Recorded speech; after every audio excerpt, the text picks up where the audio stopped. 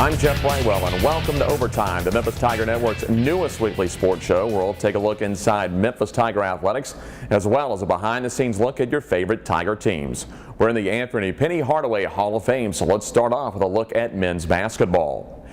Memphis men's basketball had its toughest week of Conference USA play so far this season, with a come-from-behind win over Tulane last week and then a barn burner against the Marshall Thundering Herd on Saturday afternoon. Kathy Brower was at the game on Saturday.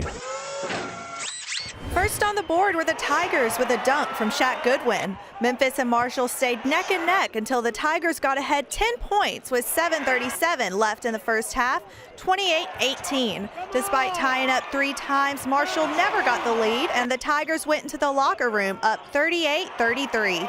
Still battling it out in the second half, Memphis and Marshall kept a close game. With less than 3 minutes left and only up by 4, Tiger fans started rallying for the win. A 3-pointer from Marshall cut the Tiger lead to 1.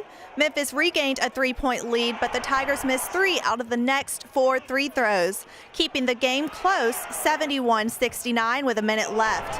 Chris Crawford seals the game with a pair of free throws despite a Marshall 3 in the last second. And the Tigers picked up their 10th straight win, 73-72. You don't have to be a rocket scientist to recognize that that's a good team. Stop looking at records and what they've done in the past. Everyone here is a sports person. You know it. You can't judge this, or you have to it's just each game by itself. There's tremendous parity. We are everyone's World Series and Super Bowl.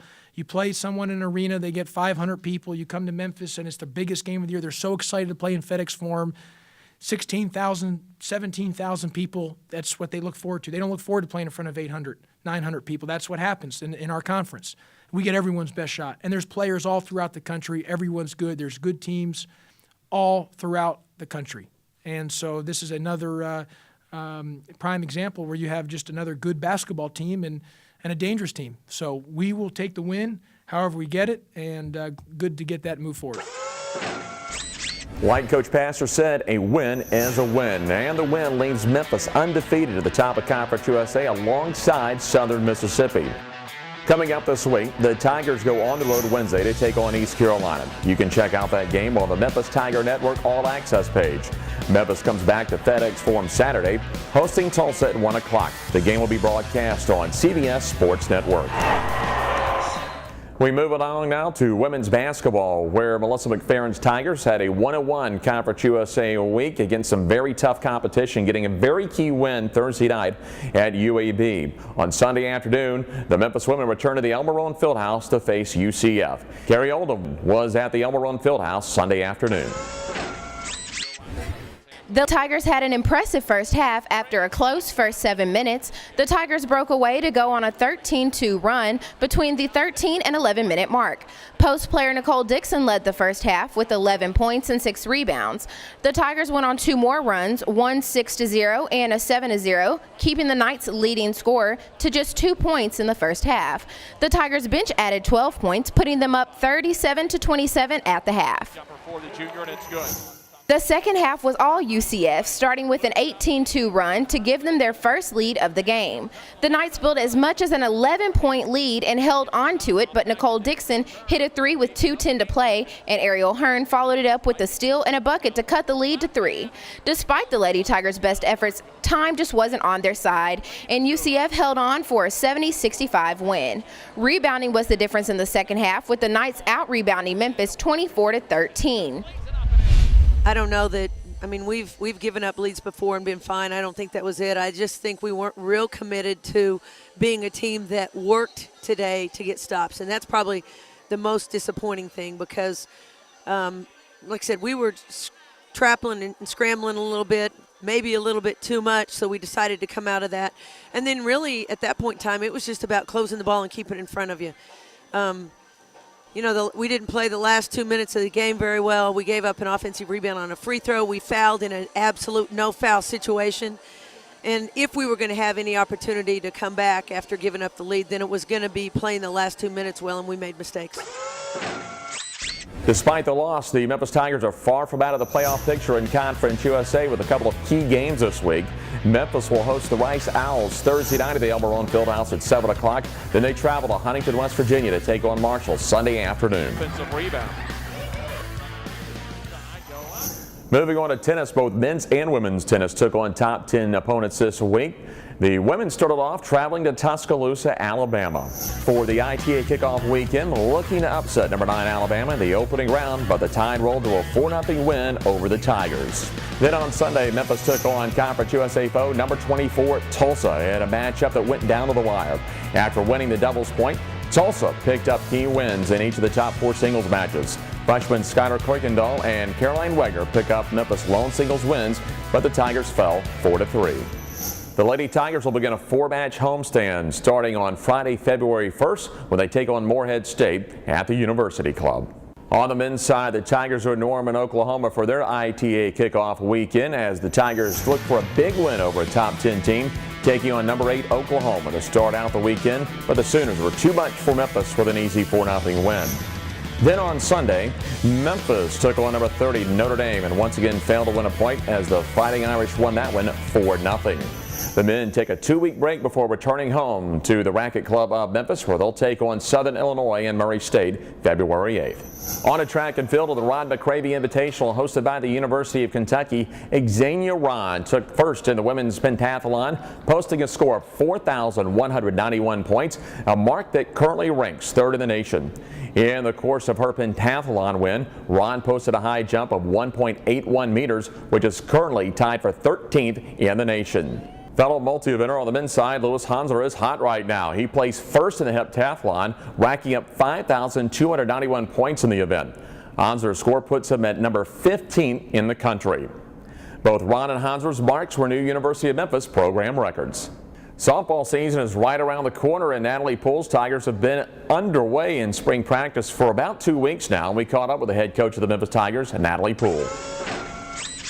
I'm definitely in a better place this year as far as knowing what to expect from the team and knowing them better and having a better sense of how we performed in the fall and how that will filter over into the springtime. I have a better sense of what our kids' confidence is, who they are, how they handle things, and so I feel like we're in a good place. Tiger softball opens the season this Friday in Austin, Texas at the Texas Classic.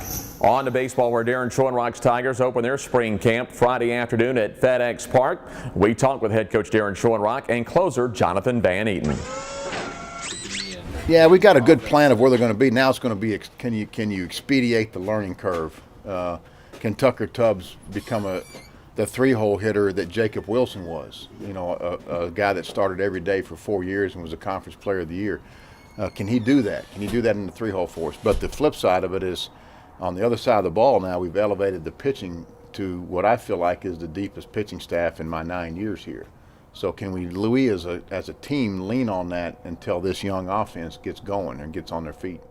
So we really haven't stopped since fall, but the excitement level, as always, is for the first weekend. You know, you really can't compare it to anything. It's like the first full day you'll feel 100% as a baseball player is opening day and in a championship game. So.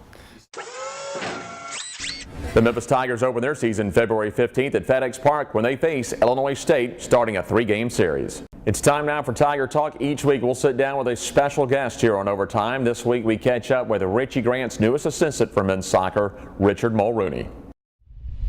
First of all, let's talk about your background, and let's go way back. Christian Brothers High School. You're a Memphis guy, so you're coming home to Memphis, and a neat dynamic. You look at both soccer programs at the University of Memphis. You got Johnny Walker and Brooks Monaghan on the women's side, so there's kind of that Christian Brothers connection. So I know you've got to be excited about returning to Memphis. I am, just for the side of having Brooks and Johnny here. It's just a comfort zone. I grew up. Brooks was a little older than I was, but I still trained with him. And Johnny, yeah, I played with him 2 years at CBHS.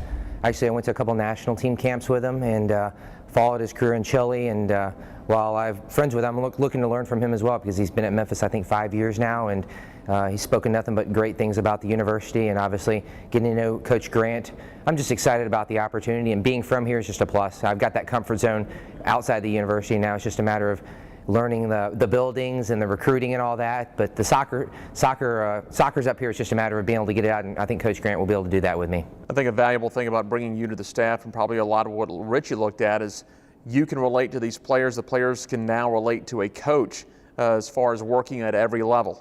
You had success at Christian Brothers. Obviously, we just talked about what you did at Creighton. You are a 12-year MLS veteran. Not just a veteran playing in it, you're a champion. You've been an All-Star. You've won 3 championships with that franchise that was in San Jose and then moved over to Houston. So you've had success at every level. Yeah, I think when I talked to Coach Grant about this position, my philosophy to him was, I did the 4 years in college.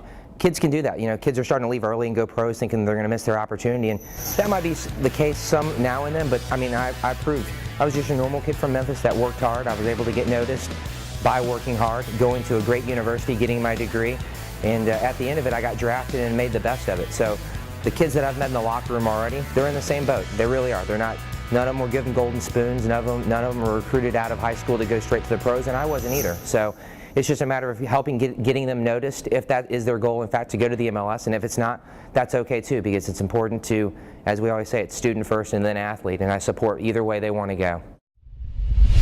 For the full interview, go on to the Memphis Tiger Network's YouTube channel. For updated information on Memphis Tigers athletics, like us on Facebook, follow us on Twitter, and subscribe to the Memphis Tiger Network on YouTube. That'll wrap it up for our first installment of Overtime. I'm Jeff Brightwell.